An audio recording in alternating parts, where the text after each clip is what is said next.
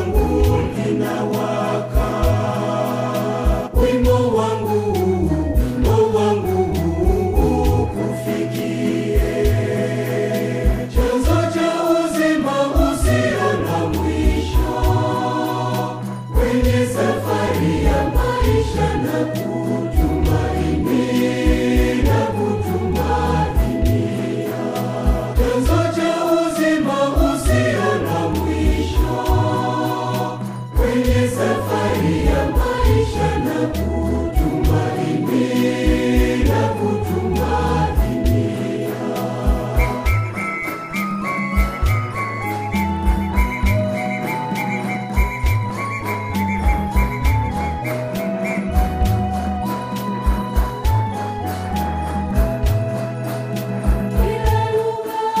Watu na taifa tunapata nuru katika neno lako. Wana na mabinti wanyonge waliotawanyika wanakusanywa kwa mwanao mpenzi.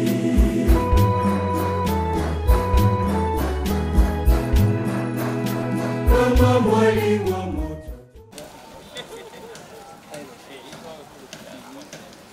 Karibuni sana.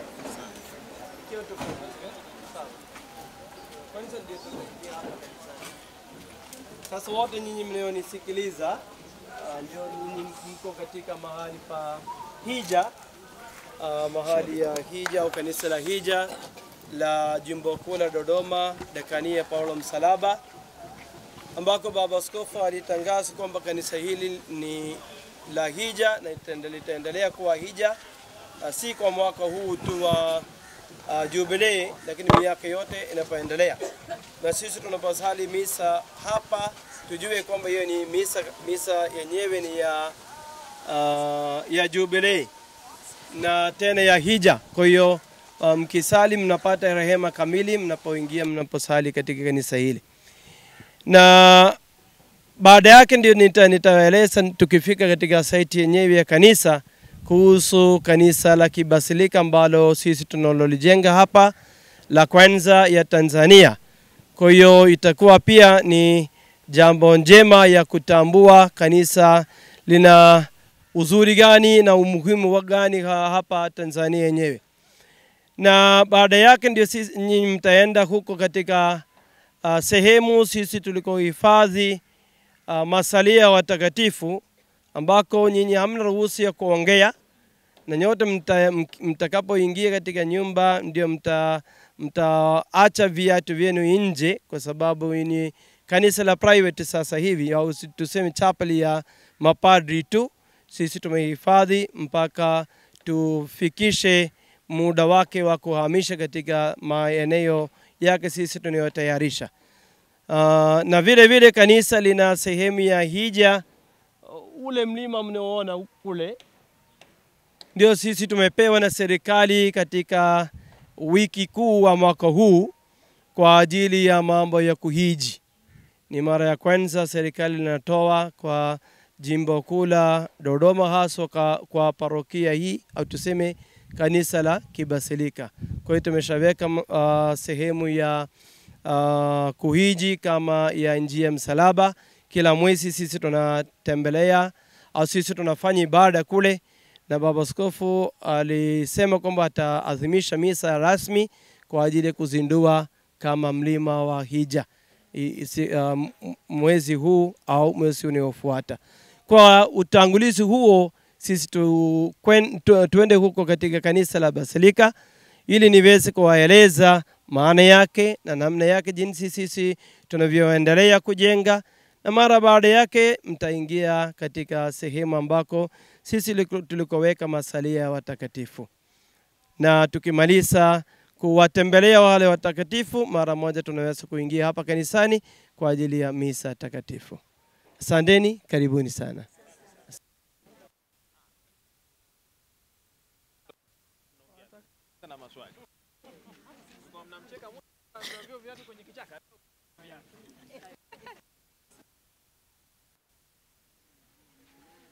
Anaweka nia yake binafsi, kwa sababu hapa kwenyewe pamebarikiwa na wote walioweka nia hapo wakiingia ndani kwa kupitia mlango wa mbele, wakiingia ndani na wanapoweka nia yao, wengi wanakuja na ushuhuda wao kwamba wamepata mafanikio. Kwa hiyo kama mnaona kama kuna ugumu au chochote, kama ninyi mnatakiwa kuweka kama nia yenu, wekeni, alafu ndio sasa mnaenda mtasikiliza hayo mambo yaliyomo ndani. Karibu.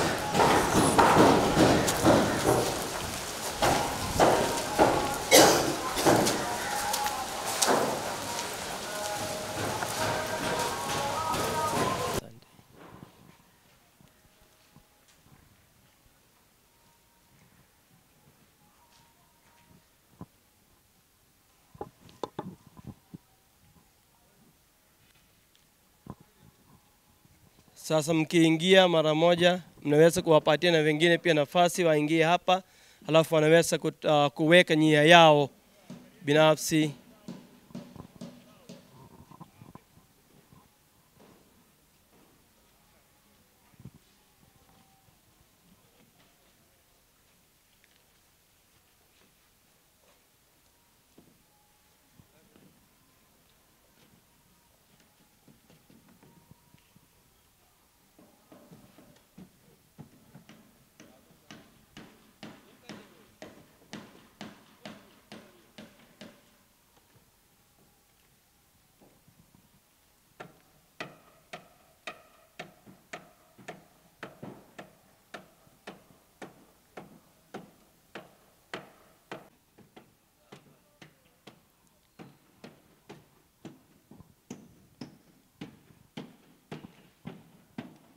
Sasa karibuni sana.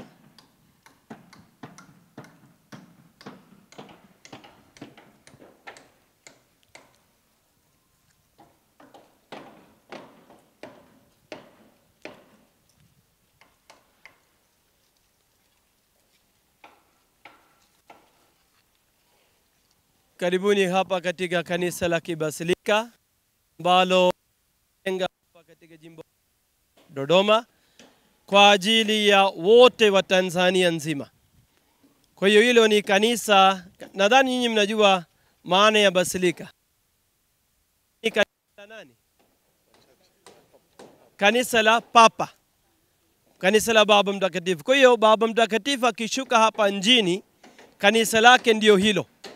Maana sisi tuko hapa miaka 150 kama hivi, imani yetu ya Kikristo Katoliki, lakini bado hatuna kanisa la kipapa. Kwa hiyo tuseme kwamba hii sio wazo langu wala wazo la mababa wa hapa, imekuja tu kama maono kwamba tujenge kanisa la Kibasilika hapa Tanzania. Na ilipokuja lile wazo, nadhani ile sauti labda, lilipokuja la wazo hilo, sisi parokia ya Kizota tulitaka kujenga kanisa moja la kawaida. Na nilikuwa na ramani hilo, nikapeleka kwa baba askofu ili aweze kusema kwamba haya, endeleeni kwa kujenga kanisa. Nilipopeleka kwa baba askofu, aliona ramani, alisema kwamba kanisa hili linaonekana kama kibasilika. Hapo ndiyo mawazo na kila kitu kimeanza kubadilika. Ramani ya kanisa halikuwa hili na mfumo haukuwa kama nyinyi mliona, lakini kutokana na lile tamko, ndiyo mara moja kila kitu kimebadilika, limekuwa limepangwa kulingana na utaratibu wa basilika. Kuwa na basilika lina utaratibu wake kama nyinyi mnayoona jinsi ilivyojengwa. Kanisa hili nianze, litakuwa lina urefu wa mita 70 kwa urefu. Sasa ndio kwenda hivi. Kila kitu, kila namba ina maana yake ambayo linatoka kutoka Biblia yenyewe. 70 maana yake, nyinyi wengine mlishasoma ile ya Yesu aliyopeleka wale mitume sio mitume, wale wanafunzi wake 70. Lakini sasa ile 70 ya hapa, sisi tunakwenda katika kitabu cha Ezekieli. Mungu anamwambia Ezekieli, tembea dira 70, nenda dira 70. Kadiri anavyoenda lile dira 70 ndio anazama katika maji, na mwisho inaonekana kwamba hakuna sehemu ya kukanyaga, ndio sasa wamepaswa kuogelea ndani yake. Inamaanisha ile dira 70 ndio kila mmoja ambaye ni kanyaga katika kanisa hili anazama katika Roho Mtakatifu. Ndio hiyo Roho Mtakatifu ndio Ezekieli anafundisha kwamba alipoingia alizama katika ile ya maji. Maji yenyewe ndio Roho Mtakatifu. Kwa hiyo kila mmoja, ndio nilisema, nyinyi mnapoingia katika kanisa hili wekeni nia, kwa sababu nyinyi mtazama katika Roho Mtakatifu. Kanisa hili lina minara 7. Sasa sisi tumeanza tu hapa, lina minara 5 hapa mbele na minara 2 huko nyuma. Mnara wa katikati litaenda sawa sawa na ghorofa 9 kwenda juu, na 2 itakuwa sawa sawa na ghorofa 7, na 4 itakuwa sawa sawa na ghorofa 5, ambayo yenyewe inaonyesha 7. Nyinyi mnajua maana yake, si ndivyo? Ya namba ya kikamilifu. Pamoja na namba ya kikamilifu, tukiangalia sakramenti ziko 7 na sala zetu, lengo lake ni sala zetu zipae kwa kikamilifu kwenda wapi? Mbinguni. Ndio hiyo minara yote inaonyesha kwamba sala zinapaa kwenda wapi? Mbinguni. Na mkiangalia mnaweza kuona kwamba kanisa hili lina altare jumla 13. Kama nyinyi mnaona hapa pembeni, hizi tumeweka tu mfano ndani yake, lakini hizi ndio altare ndogo ndogo 10. Na mkiangalia pia imewekwa kulingana na jinsi sisi tunayoheshimu watakatifu. Hizi ni altari za watakatifu. Altari za watakatifu sisi tutapanga wale watakatifu ni nani, sisi tuweke kulingana na historia ya imani hapa Tanzania. Yale mashirika ambayo yaliyoleta imani hapa Tanzania ndio sisi tunawatanguliza, tunawapatia nafasi ya kwanza, kwa sababu kanisa hili ni la historia. Na nyinyi mkichungulia, mkiangalia kidogo vizuri kutoka nje, mnaweza kuona kwamba hizi zote zimejengwa na nyumba yetu ya zamani, tunasema nyumba ya makuti. Kwa hiyo hizi zimewekwa kwa namna hiyo ya kama tuweze kutambua kwamba hili ni la historia yetu ya imani hapa Tanzania. Na tukipita hizi 10, mnaweza kuona kuna altare moja na nyingine huko na huko, ambayo yenyewe ndio altare kwa Mama Bikira Maria na Yosefu, jinsi kanisa linaloheshimu wale watakatifu na jinsi tunayoheshimu Mama Bikira Maria. Na mkiangalia hapa kanisa jinsi ilivyo, unaweza kuona kwamba hapa imeenda, na tukifika mahali pale imepanda ngazi moja. Kupanda ngazi moja inamaanisha kwamba sisi tuko hapa duniani. Kwa hiyo sisi tunaposali tunasali wapi? Duniani. Na tunaona kwamba wale malaika wako juu kuliko sisi. Ndio imeweka ngazi moja imepanda, ndio sehemu ya wale watumishi na mapadri ambao wanaoshiriki katika misa takatifu pia watasimama kwa sehemu ya kule. Na upadrisho na nyinginezo utafanyika kule, ndio sehemu moja tunasema sehemu ya malaika. Na baada yake unaweza kuona kuna ngazi 3. Tukisoma ile tunaona kwamba Paulo alisema kwamba alipanda ngazi 3 juu, ndio yeye alifika huko mbinguni. Kwa hiyo inafananisha mbinguni. Kule ndio misa inafanyika. Altari yenyewe, altari kubwa itakuwa kule. Na mkiangalia hapa kuna vidude hapa, kama mnaona hizi inayoungana hapa kama nguzo imekatwa. Hizi zipo 24. Inamaanisha ni wazee 24 ambao walikuwa wanaendelea kumwabudu mwana kondoo kila wakati. Kwa hiyo wewe pia unapoingia katika kanisa hili unaunga nao hawa wazee, unamwabudu mwana kondoo. Ndio maana yake. Na kanisa hili litakuwa na mafundisho kikamilifu ya kanisa Katoliki, ambako kutakuwa na amri 10 ya Mungu ndio itaandikwa upande wa kule, amri sita za kanisa itaandikwa upande wa kule, na sakramenti zote 7 zitaonekana kwa namna ya painting au picha. Haitakuwa painting, itakuwa yote itakuwa mosaic art. Kwa hiyo kanisa hili litakuwa bila shaka litakuwa na gharama kweli kweli. Kwa sababu hilo sitaki kwamba kanisa hili lijengwe alafu lipige tu rangi na kesho kuta mwingine anakuja asijue maana yake, anaifuta ataweka tu kama anayoipenda. Hapana, hilo ni la historia. Kwa hiyo ni kanisa la sisi sote wa Tanzania. Kwa tunahitaji iweke kama kwa namna inavyoweza kuendelea. Kama nyinyi mlishawahi kutembelea katika mabasilika ya Roma, kule mnaweza kuona kwamba ndio imeshajenga tayari. Kwa hiyo hakuna tena ya kujenga au nini kwa kuboresha labda, lakini sio ya kujenga tena. Na kanisa hilo lina makanisa 3 ndani yake, au tuseme kwamba ni chapel ndogo ndogo.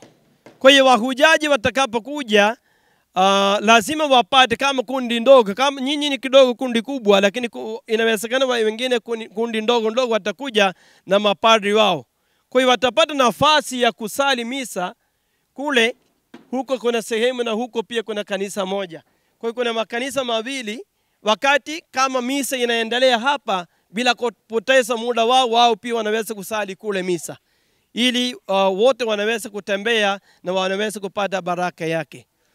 Na kuna sehemu hizi zote ninaposema sio kwamba mimi nimedesign hiyo, lakini Mungu ndio amefafanua maana yake yote. Na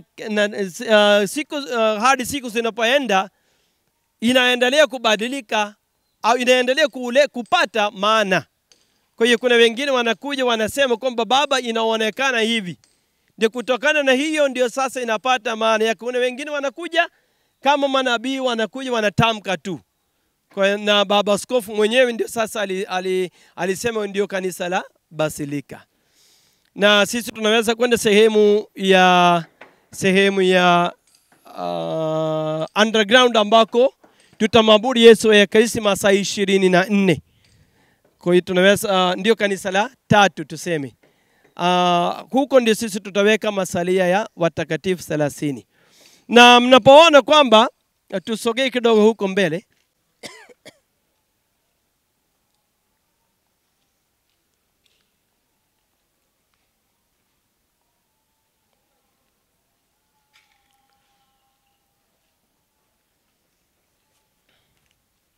Mkiangalia mnaweza kuona kwamba kuna nguzo 4 ambayo itabeba domu ya kanisa. Hizi nguzo 4 maana yake ni mitume 12, wainjilisti 4 ambao waliandika Injili. Na mkiangalia hizi nguzo zote zimeshikana 3. Inamaanisha walikuwa wanafundisha Utatu Mtakatifu. Na kule ndani mnaweza kuona kuna nguzo 12. Zile nguzo 12 ndio kutokana na kitabu cha Kutoka jinsi ilivyoandikwa kwamba kumbukumbu ya kabila 12 iweke karibu na sanduku la agano. Ndio hizi nguzo zitakuwa ya kumbukumbu ya makabila 12 ya Israeli. Lakini itakapoenda juu kutakuwa na madirisha 12 ambayo sisi tutaweka picha ya mitume 12. Na itakapounga kule na domu yake kutakuwa na picha ya Utatu Mtakatifu. Na hizo mimi niliyosema ya sakramenti zote zitaonekana hapa katika hiyo namna ya mosaic art. Lakini hapa kutakuwa na maelezo ya kikamilifu kuhusu sadaka takatifu au tuseme Ekaristi takatifu. Hapa katikati ndio itakuwa tabernakulo, juu yake ndio sadaka ambayo iliyokuwa kwa kupitia msalaba wenyewe, na huko utaonyesha ya Pasaka ya zamani, na huko Pasaka ya mpya ambayo yenyewe ni ya kutawadha miguu na kumega mkate. Kwa hiyo zote zitaonekana katika sehemu hiyo. Kwa kifupi ndi hayo ya maelezo kuhusu ya kanisa la Kibasilika ambalo sisi tunaendelea kujenga. Na mnaweza kuona mkiangalia karibu na kila mlango kuna tundu sisi tumeacha. Ndio kutakuwa na sehemu sisi tunaweka malaika ambao wanaokukaribisha wewe unapoingia kanisani. Ndio kutakuwa na maji ya baraka, ndio unatawaza na maji au utatakatifuza na maji ya baraka, utaingia katika kanisa la Bwana kwa kuabudu. Kwa wakati moja tunaweza kusali waumini 2000 kwenye madawati. Ikiwa kwenye viti 5000, lakini kwa madawati 2000 wanaweza kusali. Hapa 1100 na huko 400 juu. Kwa hiyo wote watasali pamoja. Na nafasi kwaya itakuwa juu. Huko mbele hawatasimama hapa. Ndio kule ndio itakuwa nafasi ya kwaya, na kutakuwa na pipe organ. Nyinyi mnajua pipe organ, si ndio? Pipe organ na nyingine itakuwepo kule. Na sehemu hapa kote ndio waumini watasimama. Na kila sehemu imewekwa kwa ajili ya watu wale wapambarazi kama hawa watasimama juu. Hawatashuka chini ili waweze kupata site hiyo mambo yote vizuri kutoka juu bila kuzuia nini nguzo wala chochote. Sasa kama mna maswali mnaweza kuuliza. Karibuni. Karibu baba. Mimi na maswali mawili. Karibu. Moja ni kama ushauri lakini ni swali vile vile. Kwanza ni kuwapongeza kwa kanisa lilijengwa tu. Limejengwa very theological. Kila kitu kina fundisho fulani. Kila kitu kilichokuwa kina fundisho fulani. Toka kuingia, nguzo, nini zote. Kwa hilo hongereni sana. Kwa hilo. Sasa kuna kitu moja umekisema pale kwamba sije katokea mtu wakati tunazungumza kuhusu mosaics, asije katokea mtu akaja akafuta zile picha akaweka vitu vyake vingine. Ndio haya maelezo. Ni muhimu haya yakawekwa chini. Kiasi ambacho kwamba maana ya kanisa hili katika teolojia yake isitokee. Je, mmeshaandaa kitabu fulani au nyaraka fulani ambayo itakuwa kama document ya kudumu? Sasa hii nimeshaiweka kwenye diary yangu ya inayohusu ya Basilika. Nimeandika maana ya kila kitu, na baada yake ndio itakuwa kama nyaraka, itapitishwa na baba askofu mwenyewe. Halafu ndio sasa itawapatia waamini kila mmoja ambaye anayekuja ili aweze kutambua hilo. Kwa hiyo tuko kwenye mchakato wake. Karibu. Sana. Lakini kama limebanwa na majirani. Kuna mpango gani wa kuwaondoa majirani? Tayari sisi tumeshaongeza upande wa kule. Kwa hizo nyumba zote hata hiyo ni nyumba ya mapadri, hata hiyo nyumba ya mapadri itaondolewa tu. Na taratibu. Halafu tuna mipango ya kununua hapa. Na inaonekana kwamba ikiwa kama inapendeza, mnaona kuna kanisa moja huko. Ndio. Wako katika mgogoro kidogo, kwa hiyo sasa inawezekana Mungu anaweza hiyo mgogoro umeletwa na Mungu mwenyewe ili tuweze kununua. Kwa hiyo sasa bila shaka hapa pote itakuwa ya kwetu. Taratibu sisi tunaendelea. Ndio. Maana mimi na uhakika kwamba na baadaye tutajenga hosteli kubwa kwa ajili kama mahujaji watakapokuja kutoka sehemu mbalimbali yenye vyumba kama 200 au 300 ili wote waweze ku-accommodate au tuweke dormitory yenyewe kama kundi ndogo wakija wanaweza kulala hivi. Kwa hiyo sasa tuna mipango kama haya yote, lakini kwanza sisi tuweze kufikisha sehemu fulani kanisa hili. Halafu ndio tunaweza kuendelea na mchakato wa mambo mengi. Karibu. Funds. What are the sources of funds? Kuhusu hiyo nini pesa.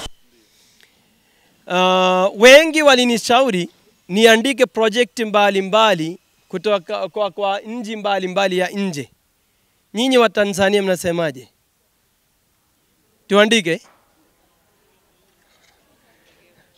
Lakini mpaka leo Mungu hajanisukuma ili niandike project.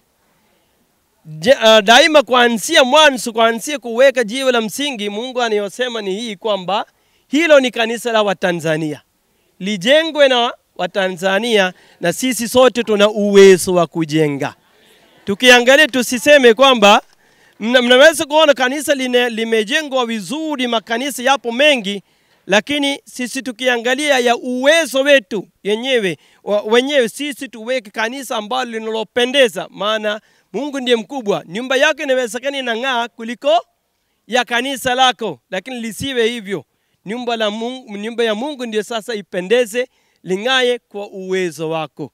Kwa hiyo ndio mpaka sasa sijasukumiwa na aina yote nguvu ya Mungu kwa kusema kwamba mnaenda uandike project. Kwa hiyo Mungu alikataa. Alisema kwamba fanya nyinyi mliopo hapa wa Tanzania, kwa sababu hilo ni kanisa la Mungu. Mimi napenda kulala katika kanisa langu, nyinyi mlionijengea mimi. Ndio maana sisi tunaona walipojenga Suleimani hekalu, alipandisha nini? Alipandisha hiyo tax yao ya Waisraeli, lakini alijenga nyumba nzuri. Walileta malalamiko kwamba kwa nini wewe unatulazimisha sisi tujenge? Alisema hiyo ni hekalu la Bwana, lipendeze kuliko vitu vingine vyote.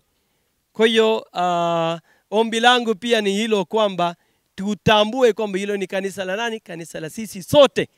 Ukija hapa usiondoke hata kama hatujamaliza hilo jengo. Wewe uje tu uchote baraka yake, maana tayari wengi wanapata baraka kupitia kanisa hili, kwa sababu Mungu ameshaweka mkono. Ndio hata mimi nashangaa, wengi waliomba kwa miaka mingi waweze kupata sehemu ya hija hapa mjini, jiji kuu au tuseme kwa makao makuu wa taifa katika jiji hili Dodoma, kwa ajili ya mambo ya hija. Lakini nimeomba tu, nimepata kwa mwezi moja kibali hicho. Kwa hiyo ndio maana tumepata lile kanisa. Si kwa sababu mimi nimefanya kitu, hapana. Mimi ni sifuri tu, sina uwezo wowote, mimi ni padri wa kawaida. Lakini Mungu ndiye anafanya tu kwa kupitia mikono tu, na nyinyi nyote ni sehemu yake. Na sisi tumeweka kwa namna fulani kwa kukusanya pesa kama hivi, kwamba wewe unaweza kuchangia kwa ajili ya kujenga kanisa, lakini unaweza kuwa jiwe la basilika. Inaitwaje? Jiwe la basilika. Kila moja wewe usio kwamba unaleta jiwe moja, hapana, unajiweka mwenyewe katika kanisa hili. Litakuwaje? Kama unapenda kuchangia kila mwezi, kama kuanzia 5,000 unaweza kuchangia kila mwezi, lakini uchangie kiasi ndogo tu ya 5,000. Lakini uandike jina lako, liwekwe hapa, na jina lako litaandika katika kanisa hili, sehemu ambako ndio sasa inaonekana ni jiwe ambao wewe mwenyewe ndiye ulijenga kanisa.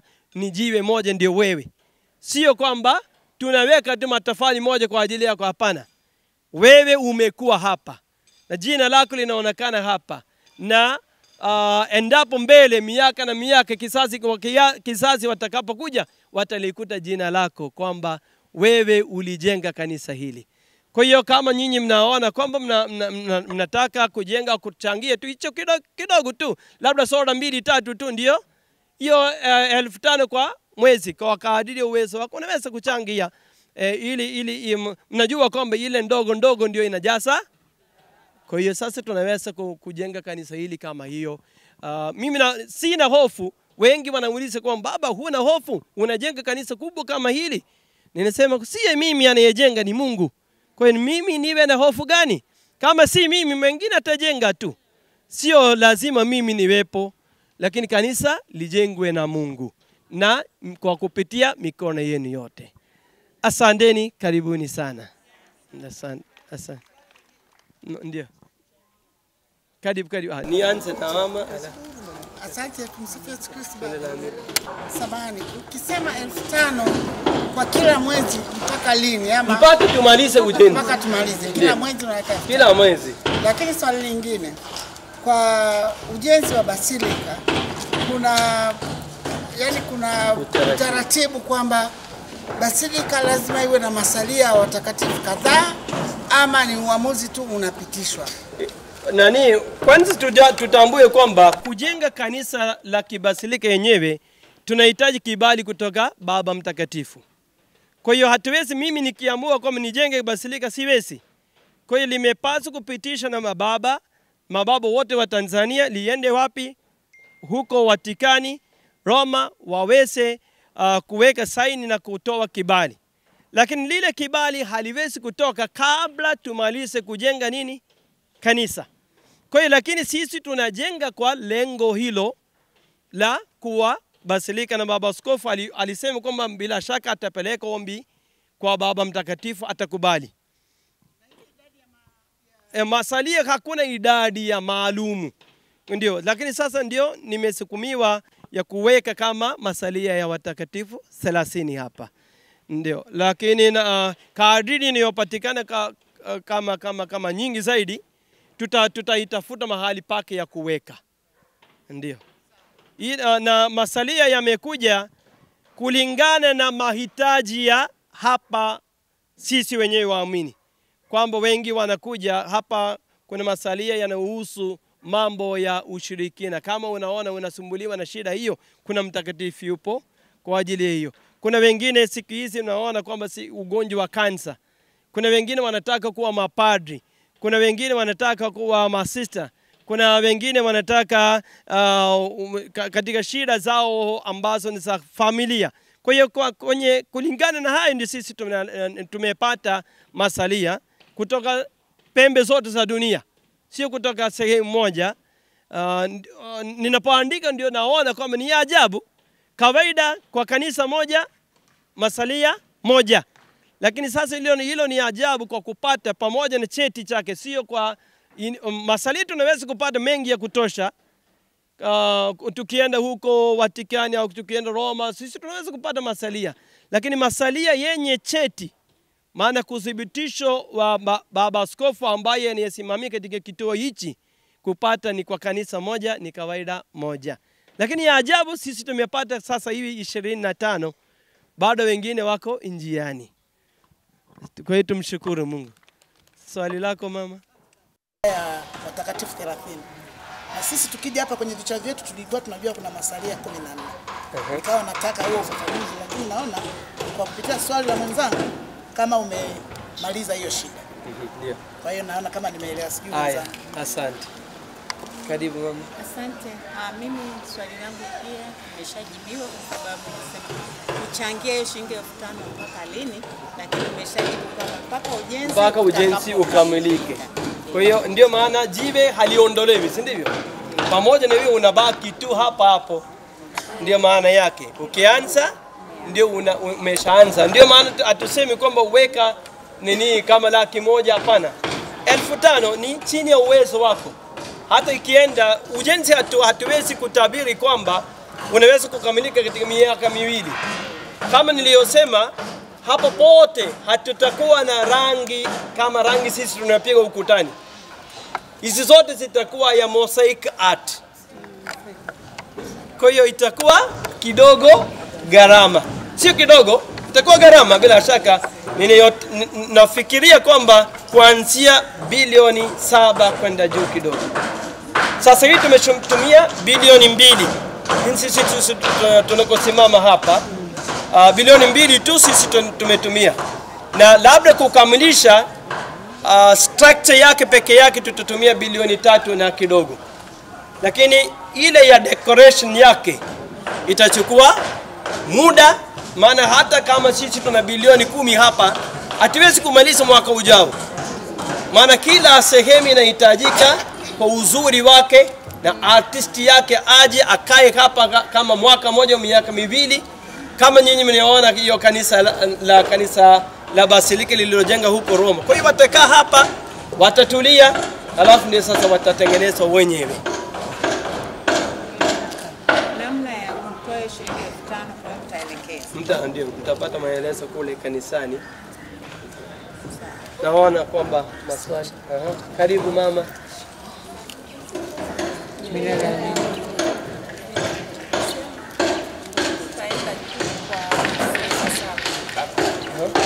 Ghorofa 9.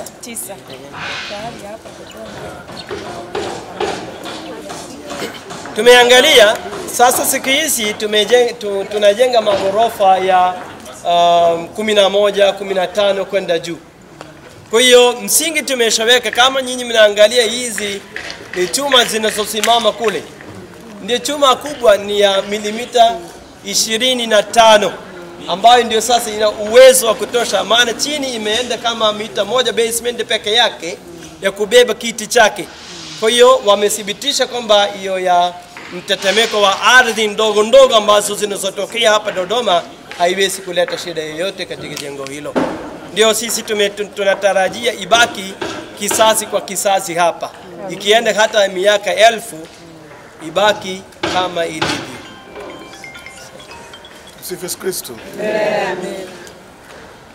Kwa sababu tuna muda bado kuendelea kubaki hapa, tunaomba Baba Papi tukafanye baada ya misa takatifu. Baada ya misa tuende watu wapate nafasi kwenda kwenye masalia. Haya. Sawa? Tunabadilisha kidogo ratiba. Mara baada ya misa tutaenda wote kwenye masalia ya watakatifu. Sawa? Ili mapadri wenye haraka wanataka kwenda. Sawa. Sasa ushafika saa 6 tayari. Ndio. Nini nisema?